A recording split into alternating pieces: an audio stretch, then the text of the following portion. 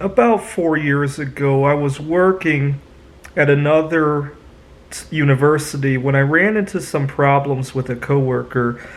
I had a coworker who loved to put a ton of perfume on to the point that it would literally drown an entire room.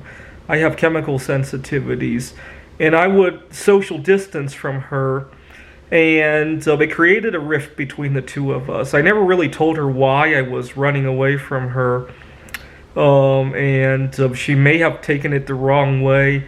And the fireworks came one time when I was in the middle of lunch, and she came in and I ran, and I didn't realize it, but I left a big mess in the lunchroom, and I got in trouble for that. And fast forward 5 years later now, I've discovered that sometimes if something is off and you don't complain about it, sometimes the purpose of complaining, well, maybe not complaining, but bringing something up, sometimes the purpose of complaining is to prevent the situation from being taken the wrong way and to have the other side complain against you, right? Had I started early on, I was a new employee there, so that's probably why I didn't want to rock the boat.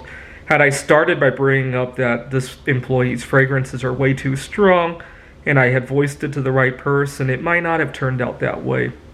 Anyway, fast forward 5 years later, I have a student in my at the tutoring center that I'm working at who is often distracted. You know, part of the problem with working over Zoom is that people feel like they're at home.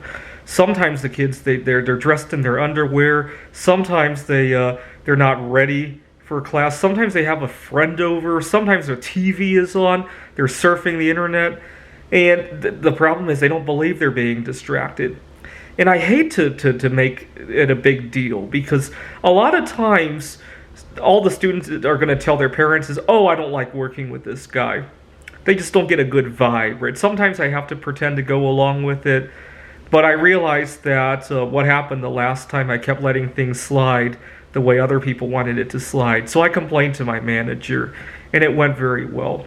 And I discovered that in workplace politics, sometimes the purpose of complaining is to get ahead of other people complaining. It's a kind of unfortunate, but that's how it works sometimes.